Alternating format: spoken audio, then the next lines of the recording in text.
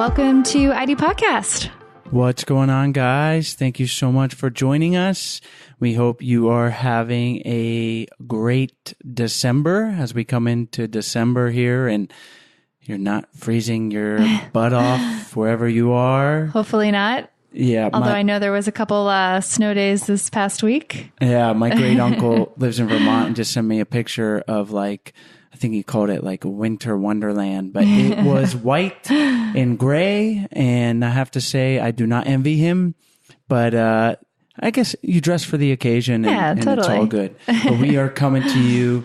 I don't want to rub it in or anything, but from warm and sunny Costa Rica here. And we are happy to have you listening. We appreciate you guys listening, sharing the podcast with your friends and family. We talked about our, what was it, like a few weeks ago, our November subscriber drive. Yeah. That's what you called it. I named it on the fly. But if all of you guys just tell one friend, family member, your spouse, your partner, have them subscribe and listen.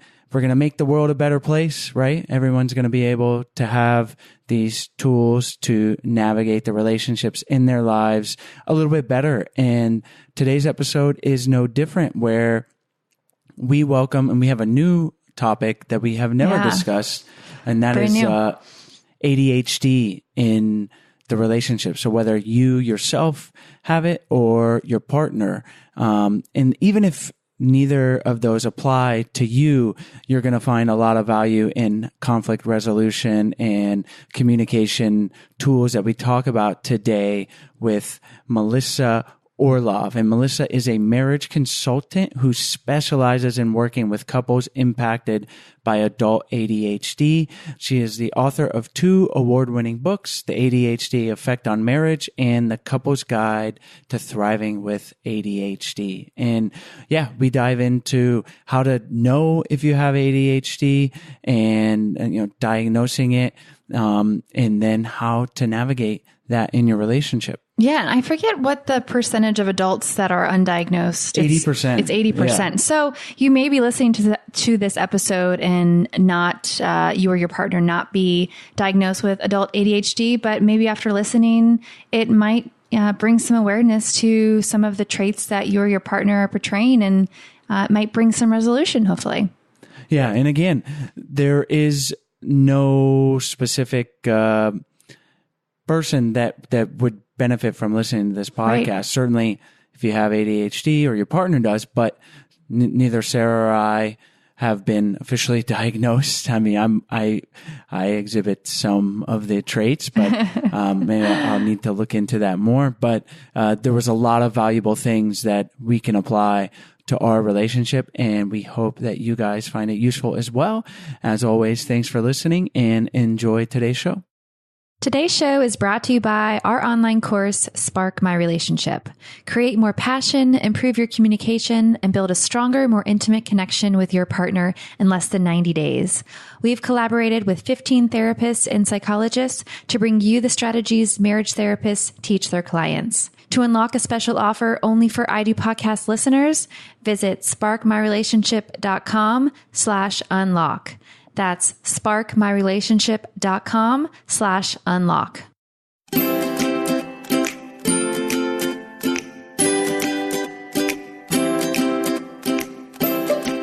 Hi, Melissa. Thanks so much for joining us on the show. Well, I'm delighted to be here. Thanks for having me on. Melissa, we like to start our show with having you tell us and our listeners why you enjoy helping people improve their relationships. Well, I have a specific group that I work with, which is adults impacted by ADHD and their partners. And the reason I enjoy working with these couples so much is that this area is literally life-changing. Learning about how ADHD impacts relationships starts to give you the tools and the knowledge to turn things around. So a lot of these couples are struggling, and I get the great privilege of being able to help them repair their relationships and keep their families intact. It's certainly a great thing to be able to do. And today's topic, as you alluded to, is one that we've never discussed on the show, and that is how ADHD can affect your marriage or relationship. And certainly the effects can be profound. So why don't we start by talking about how to determine if personally or your partner might have ADHD, because it's been shown, through your article, I found out that 80% of adult cases of ADHD go undiagnosed. So how can someone recognize the signs and then address or even know if they have it? Well, so that's a great question. ADHD, the number one symptom of adult ADHD, unlike with kids, is distractibility. And it's not sort of minor distractibility, it is chronic distractibility, where your partner or you intend to do something but you never get around to it, or you're in the middle of a conversation, you get distracted, you go off elsewhere, your mind is very energetic. Even if you are just in the sort of distractible mode, your mind is still going a lot. It's very sort of disorganized.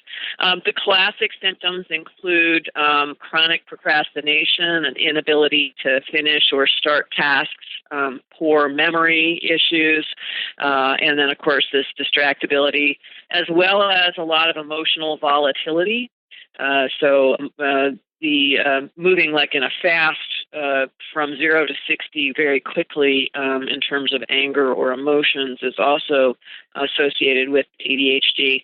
There are a lot of other things. So it's really, if you see somebody who's really struggling and you can't figure out why they're struggling, lots of times it has to do with ADHD.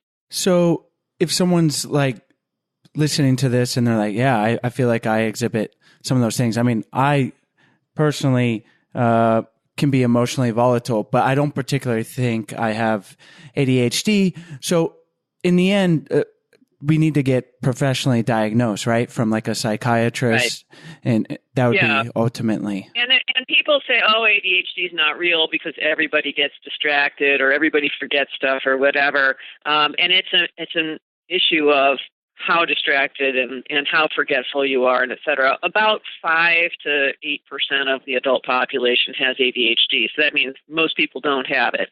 But if people who've felt very different all their lives, or who struggled in school, or sometimes didn't struggle in school, the surprising people are the people who are very, very successful in one realm, like at work or something like that, and then really struggle at home. And it's because home is so disorganized, it's so chaotic lots of times, there's not a set structure, and that's a bad environment for people who have ADHD. So you do want to go get an evaluation. The other reason to get an evaluation is because there are a lot of other coexisting conditions that go along with ADHD. 80% of people who have ADHD will also have at least one other diagnosable mental health issue, like depression or anxiety or alcohol or drug abuse. They typically have very real inhibition issues in terms of being able to stop themselves from doing something in the moment as it comes to them. They're very sort of in the now people. And so that's worth an evaluation, because it's a really good news diagnosis. And if you have it, finding out about it is great, because it opens up a lot of treatment options that will really change your life. So the last thing on the mental illness aspect, and then I want to dive into how we can deal with this in regards to our relationships. But is it a psychological condition, brain chemistry thing? Do they know what causes ADHD? So it's a complicated factor, but it has to do with neurochemistry. So it has to do with low dopamine and serotonin issues. It also, they look at fMRI imagery, and they see a different shape of parts of the brain that have to do with logical thinking and et cetera. So it's quite complicated, but it is physiological. It's not an issue of willpower. You can't just make yourself be less distracted. That's not the way ADHD works. It is very much a physiological thing. I do have one more question about that. How does somebody improve or get better? Or what are the treatments for ADHD? Well, so there are a very large number of treatments actually, which is great. When I talk about treatment with folks, I talk about it across sort of three legs. There's a leg of physiological treatments that change the chemistry of the brain, and that includes medication, but it also includes exercise and mindfulness and some other sleep, things that change the way the brain functions physically. Then there's another leg of behavioral training. So, for example, if you're really distractible, then things that make you less distracted behaviorally, like either using music to calm your brain, which is a common ADHD strategy, or being in a quiet place so that things are less intrusive, or wearing headphones or something like that, or making lists. Those kinds of behavioral changes are important, and you have to do all of those different things, and you end up managing it better. Then for couples, there's a third leg, which is your interactions with other people. There are very specific kinds of tricks you can use to interact more effectively with other people, remember things better, or cue each other if something's going on that's a little bit off, or that you're distracted or something like that. So the treatment is really a management strategy. If you stop the treatment, the ADHD comes back because it's physiologically part of you. And so I shouldn't say it comes back. You always have it, but you either manage it or you don't. But the good news is the vast majority of adults who have ADHD can very effectively manage ADHD if they know they have it. That's why the diagnosis is so important. Well, let's dive into the tricks to help our partner, or if someone listening is identifying or has been diagnosed as having ADHD. Obviously, emotional volatility, procrastination, all of these things can put a stress on the individual. It's going to be hard, going through life that way, but on your partner, if they don't have ADHD and you guys are trying to have a better relationship, or certainly if both of you are exhibiting these symptoms of someone or diagnosed with ADHD. So what are some of the major things that can cause problems, and how can we address them? Well, this is the really exciting part. One of the things that's important is to properly interpret the symptoms and where they're coming from. So we have a tendency to misinterpret ADHD symptoms if we don't know they're there. I'll give you a very specific example. If your partner is chronically distracted, it means they're not probably paying a whole lot of attention to you specifically. They're distracted by everything, not just you. It could be a dog barking. It could be something on the computer, whatever. And so you start to feel, the other partner starts to feel kind of lonely or unloved, essentially. And so you interpret this lack of attention, as being unloved, and your partner's something wrong. And you'll go to your partner, and the partner will say, "No, of course I love you. What are you talking about?" Not realizing that there's this chronic distraction going on. And so if you know about the ADHD, instead of saying, "Gee, what's wrong? Why don't you love me?" you can create one of these interactions where you say, "Gee, you've been particularly distracted this week. Let's go out on a date." And then you end up paying more attention to each other and sort of filling up that part of your love bank, if you want to call it that. So that's a very simple but meaningful, one path leads you down to anger and all sorts of problems and feeling miserable, and the other path leads you to reconnection. It's a very simple change just because you actually know what's going on. The distractibility can be addressed. So getting to know the symptoms and being able to properly interpret when something is a symptom versus an indication of difficulty or trouble is really powerful. So that's one. And another that's really a huge issue for these couples is what I call parent-child dynamics, where usually a non-ADHD partner or a more organized other ADHD partner starts to take on a lot of the responsibilities in the relationship because the ADHD partner is so disorganized. They're having trouble completing things they promise. My husband used to do this. He has ADHD. That's just how I got into this. And he would he'd say, oh, yeah, absolutely, I'll do that, no problem. And then he would go off and he'd forget about it, or something else would grab his attention, and it would sort of get put on the back burner.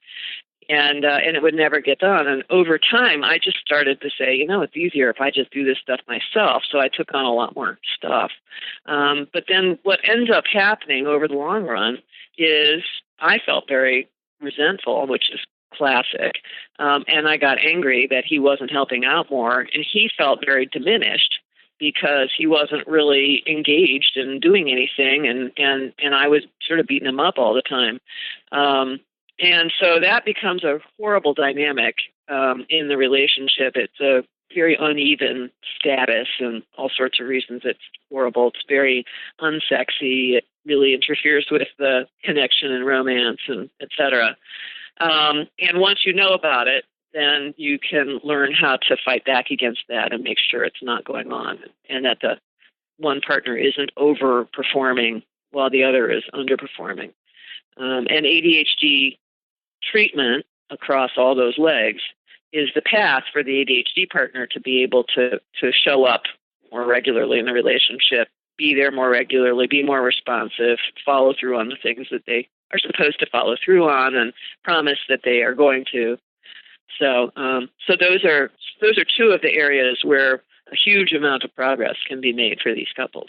For your husband, was he already diagnosed with adult ADHD, or was this something that you guys found out together?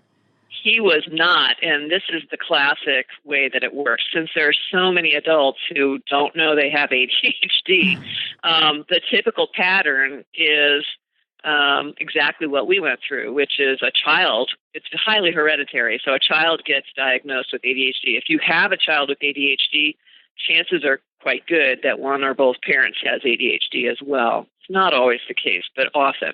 So that's what happened with us. Our daughter got diagnosed, much to our surprise, actually, in third grade. And then a few years after that, I finally said to her doctor, is there any chance that my husband has this as well? And she's like, well, yeah, of course he does. And I was like, whoa, okay, so why didn't you tell me that before? So we found out about it. And actually the reason I got into this is because there wasn't very much available at that time that was the mid-2000s, to help figure this out. So we went through this whole process of sort of learning about it. And then when we came out the other end and our relationship was much better, I said, I bet other people would benefit from this information. And I started to blog about it, and then it just sort of snowballed. So I have a question in regards to the illness that just came to mind when we talked about distractability. Can someone have, obviously there can be extreme and mild cases of ADHD. Is there we're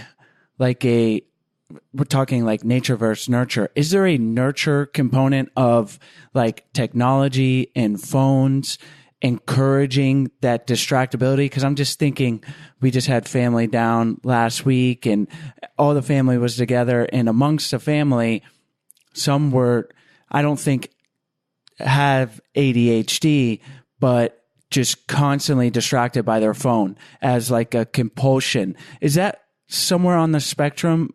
Because that seems like something that would be, if adult onset, ADHD is 5 to 8%, that's one thing. But I feel like the number of adults distracted by technology is going to be much higher than that. And where does that fit in? Because I think some of these solutions can apply to situations like that as well.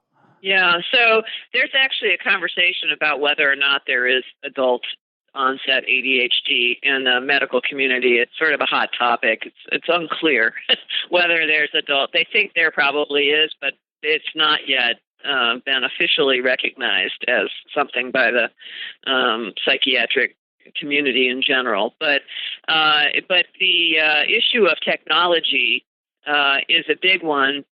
Not because it makes you have ADHD. It doesn't, as far as we know. ADHD is about the brain chemistry. But as you think about behavioral ways to deal with the world, the brain works in a way where it's the use it or lose it sort of thing that goes on with the brain. So if we're not using our deep thinking or our slow thinking, as Daniel Kahneman calls it, parts of our brain where we're really thinking in depth and very broadly also about something, but we're just responding to quick things that come at us, which is what the phone is, then we lose some of our capabilities in that area. So the phone and quick like video games and things like that give you squirts of dopamine. So part of the reason that some people get so addicted to these things, which they do, is that there's actually a chemical component in the brain in terms of responding to what the phone is coming at you.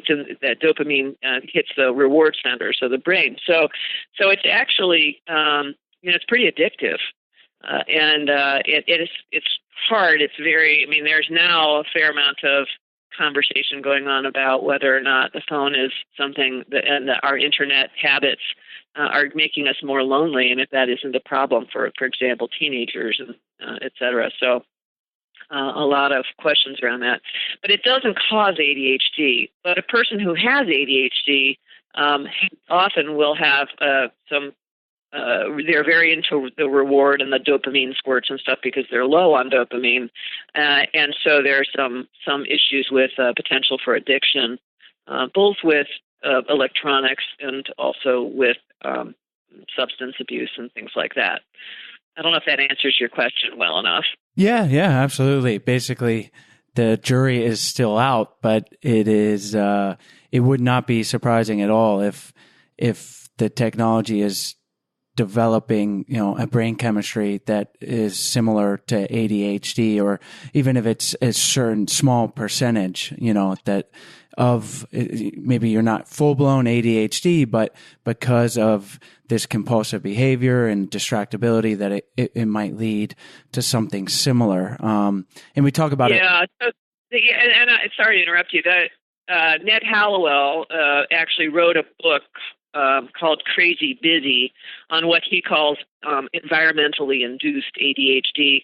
And his observation, he's a top ADHD doctor, his observation is that when the brain is overwhelmed with information or input, that it starts to develop symptoms that are similar to ADHD. They are not ADHD, and they won't ever be ADHD, but the symptoms are similar. You get less ability to think clearly. You forget things, trouble planning, things like that. So it isn't that it's developing ADHD, but it does mimic it. To your point, it makes a lot of sense. I want to revisit when you talked about distractibility and addressing that with your partner, and we kind of skipped over it, but the importance of how you make that communication. And we talk about it on the show a lot, and it's like, it's so elementary, but it's not necessarily what you say, it's how you say it. And when we say to our partner, and I think you said like, hey, you seem like you've been distracted, what's on your mind? Or, rather than a blaming statement of you're so distracted lately and you're not paying attention to me. The difference in those two statements doesn't seem like a lot, but it is so important that you're addressing that in a productive way that's not in a blaming way towards your partner. Yeah, absolutely. And one of the benefits of knowing about the ADHD is that you can make it a neutral topic. So when you don't know about the ADHD, the symptoms are not at all neutral. They feel very malevolent. Actually, in the relationship, they're very painful for both partners to endure. When you do know about it and you're managing it, et cetera, then you can go to your partner and say, hey, I'm seeing this pattern of increased distractibility, and I miss you. I want to spend some time, can we spend some time together? Can we go out on that date? And it's just a part of like, okay, yeah, absolutely. I get distracted. No problem. Let's go out on that date. That would be fun.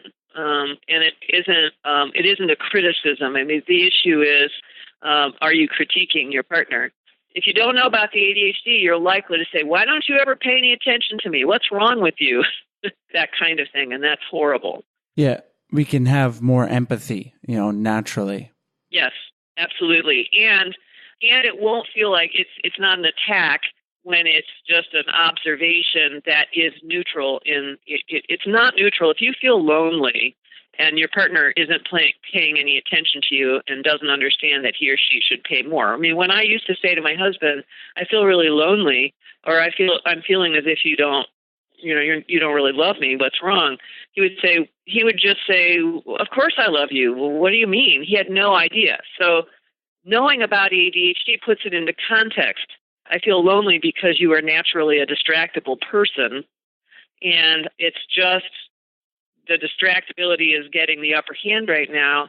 Let's go look into each other's eyes across a nice glass of wine at a restaurant and have a nice evening and refocus on each other a bit. It's just a redirecting in a very positive way. So saying it the right way is critically important. And people with ADHD have grown up with people criticizing them all their lives. You get the classic comments in school, things like, if you would only try harder, you would do so well. Or why did you do it that way? You get a lot of those sort of critiques all through your life when you have ADHD, because people with ADHD do things differently to compensate for their symptoms. Particularly when they don't know they have them. And so they're quite sensitive, and many of them actually harbor feelings of shame about not being able to follow through the way that they had promised, or doing things the way that people expect them to do. They sort of think, what's wrong with me? And so they're quite sensitive. When you go to them and say, here's something that's wrong with you, they get very defensive. And that's part of the treatment, is learning how to both talk to a person who has ADHD in a loving way that's empathetic and really understanding it, but also learning how to be non-defensive when somebody's talking about those things with you that you love. What would be the best way to address the situation when the partner with the adult ADHD is emotionally volatile? But first, I want to play a song I had written for Chase. I saw you saunter by and my mission was clear. I just had to meet that sexy surfer man. Then I thought you might be running with a big bad bunch when I saw your brother reeling from a soccer punch. But I'm pleased to say you're no meaner than a lamb. It wasn't long before I knew I'd be climbing the mountains and crossing oceans with you. We'd be chasing the waves.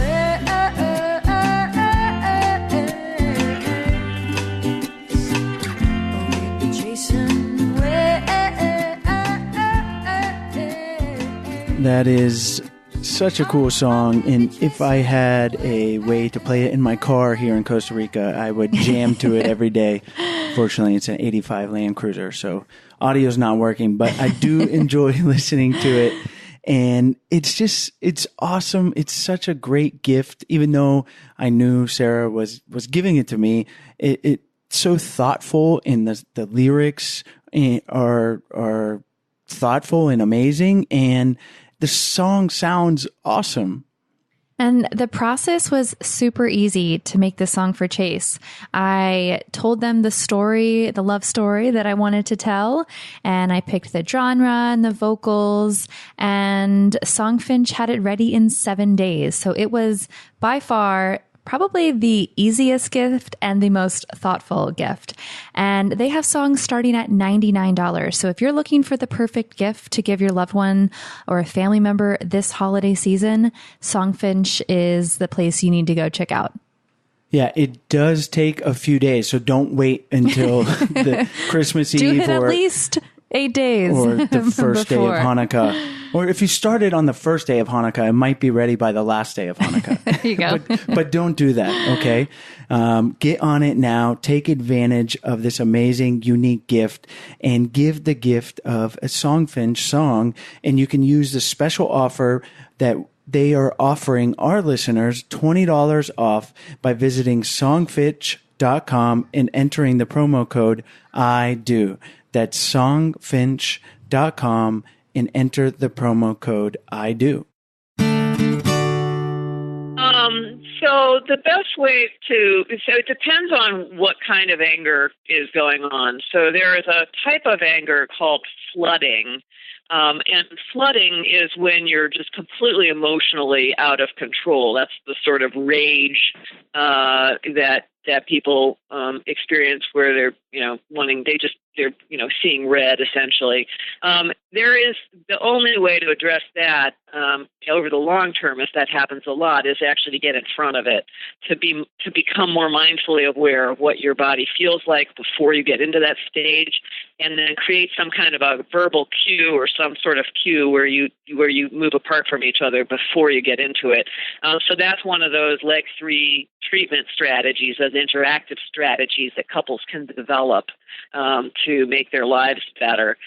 If you're in a situation where somebody is feeling, if there's a lot of anger or defensiveness or whatever, John Gottman has a lot of really good information about how to address those in terms of how to repair and how to de-escalate, looking somebody in the eye, using a calm tone of voice, trying not to engage, which is very difficult to do. If somebody is angry with you, your gut response is to be angry back, or maybe you're under so much attack that you cry or something like that. But so there are a whole series of strategies like trying to find common ground in what you're talking about. Well, we disagree about this, but actually we both agree that we want the best for our kids, and we're just trying, we have different opinions about how to get there.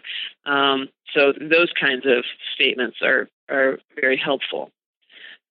So a lot of different, when I have a seminar that I teach by phone, actually, for couples, and I spend a good amount of time talking about strategies for how do you get out of angry situations, how do you repair, how do you learn more about what's going on for your partner, because both partners, they're both very different usually, and the issue then is how do you understand each other better so you can both be more empathetic.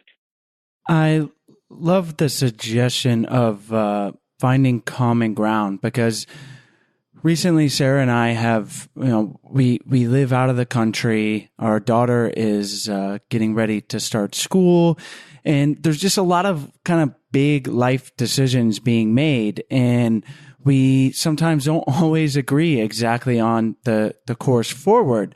But I think I've found, and Sarah might disagree, but she can chime in, but that when we find something like, well, we both want to do what's best for our daughter, how do we get there? We might disagree on exactly the means by which we're going to get there, but we both agree that we want what's best for her. And that can, for me, make me put my guard down a bit, and it becomes less of an argument and more of problem solving. Like, how do we get to that common ground? It's a really valuable framework that I found to be able to have a discussion with Sarah. Yeah, absolutely, because it gives you perspective, right? That there's a bigger thing here than whether or not you do X, Y, Z action, but that the best for your daughter is common ground. Yeah, there are a lot of different sort of decision making tools you can use. I think the thing that surprises couples is that the research suggests that about 70% of what you disagree with or disagree about now, you will continue to disagree about 10 years from now. It has to do with how different you are, how you approach things differently. For for my folks, the people who have ADHD are wired differently in their brain, and so they think quite differently. The act of how they sort through problems is quite different for most of them, and so these things don't go away.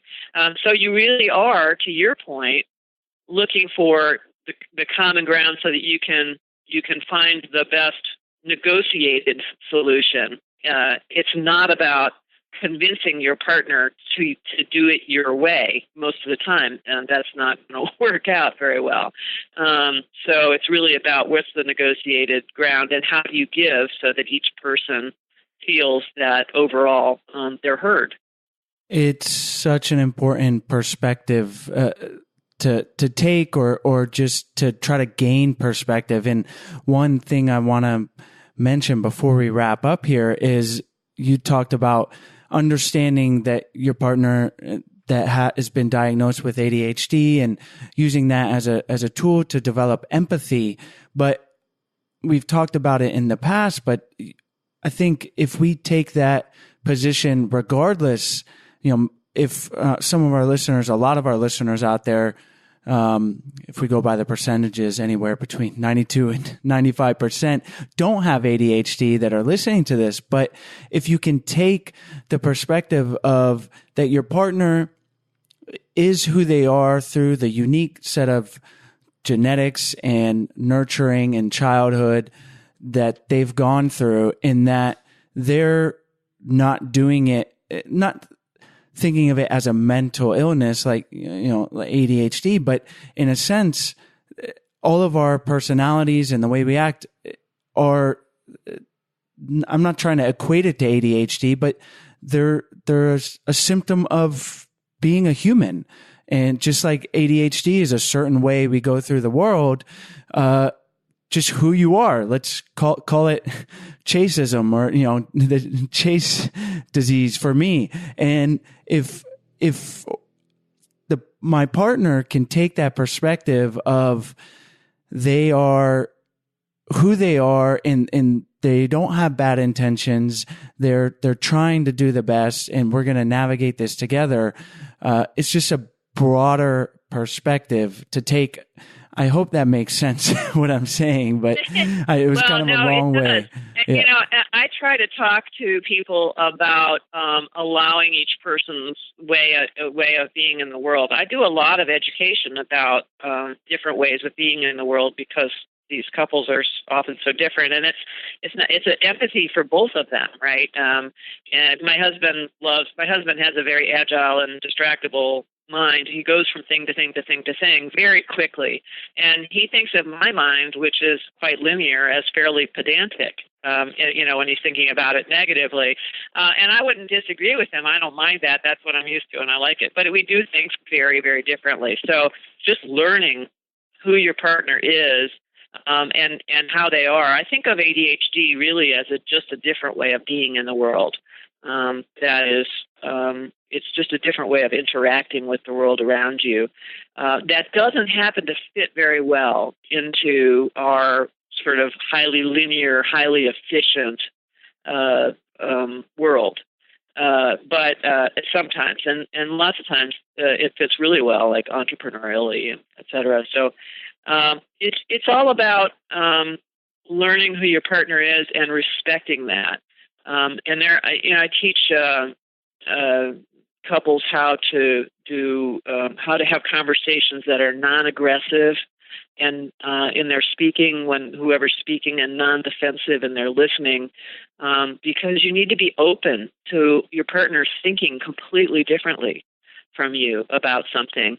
And instead of going, wow, that sounds weird to me, that's wrong, think of like, well, how did that person get there? And what is it about that that's kind of intriguing, and ask questions and et cetera. So it's your skill. You're exactly right. That skill of being able to appreciate and adore your partner's way of being, even if it challenges you in terms of whether it lines up directly with yours, is critical.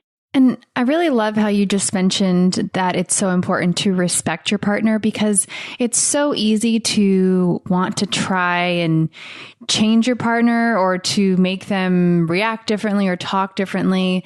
But at the end of the day, like you said, we're all just so different, and learning to respect your partner and accept them for who they are is, I think, one valuable tool that we can all bring into the relationship. Yeah, it's interesting. I run up against this issue of accepting me for who I am a lot. And I think what I challenge partners to do is bring their best selves to the relationship. When somebody has ADHD, if the ADHD is unmanaged, many times they're actually not actually behaving. They're a good person behaving in ways that aren't good relationship patterns, like beating up, not beating up physically, but getting really angry on little things that don't matter at all, just because they're very volatile, or saying they're going to do something and then not doing it repeatedly over and over and over.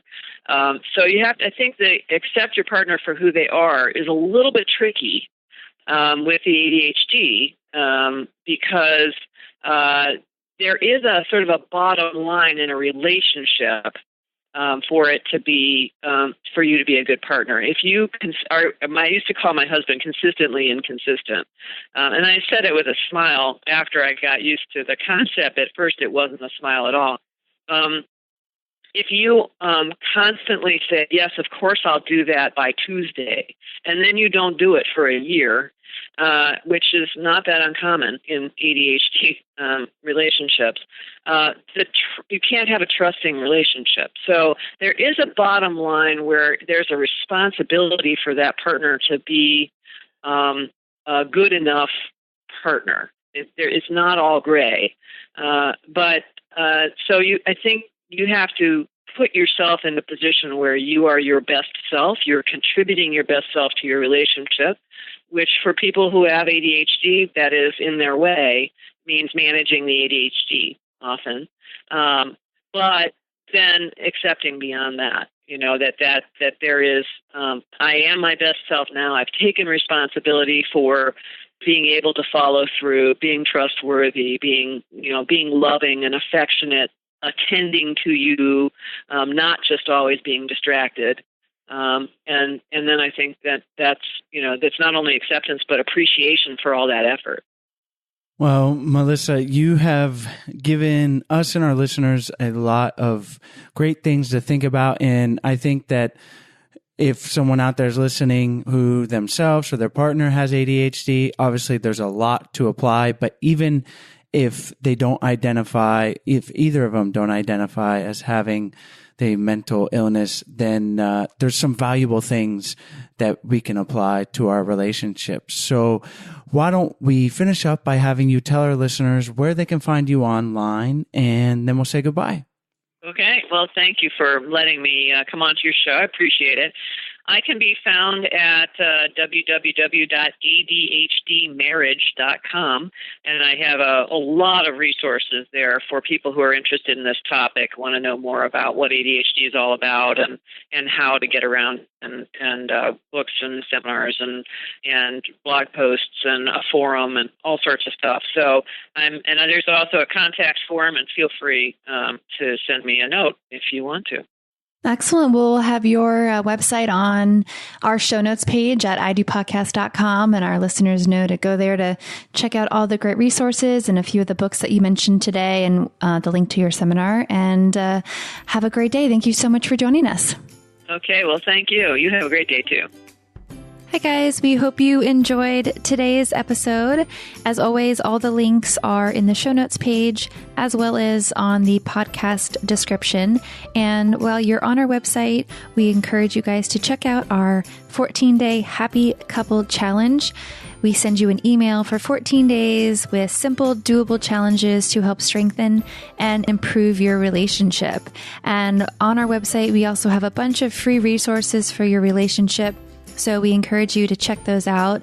We also have our Love Tribe on Facebook. We encourage you guys to join the tribe and be there for support for each other. If you have questions or just need some relationship advice, we are all here for each other.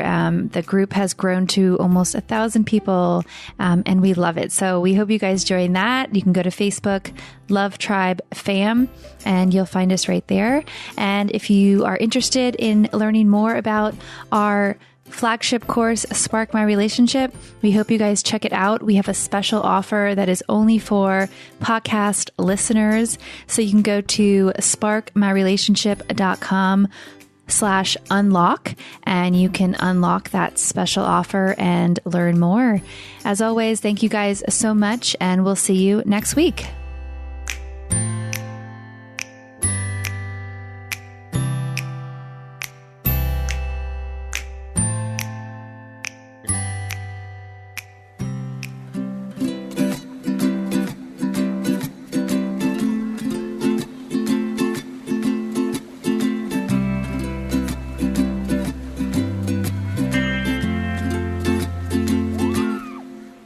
Was the last night of the year.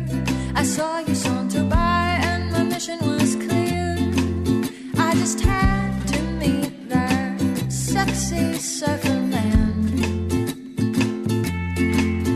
Then I thought you might be running with a big bad bunch when I saw your brother reeling from a soccer punch. But I'm pleased to say you're no meaner than a lamb.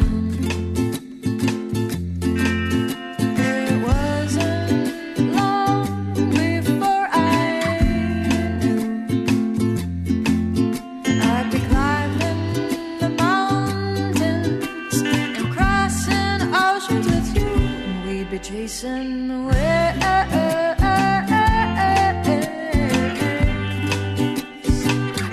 we'd be chasing away,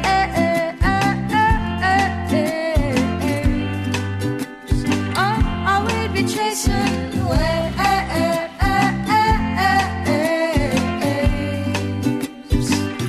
we'll be chasing away.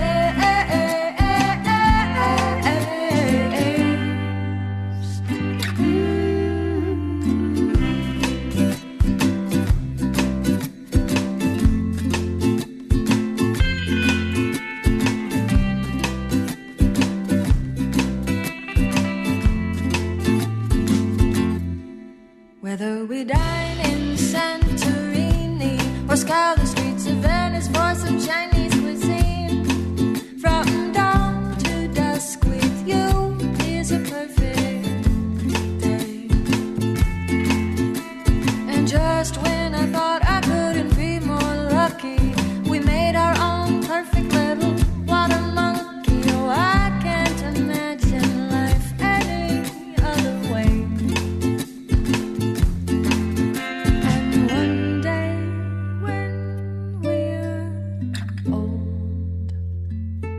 I know that we'll just wheel our walkers right out onto our porch. We'll still be chasing waves.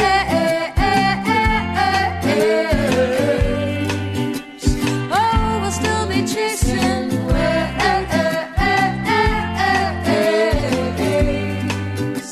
Oh, I love chasing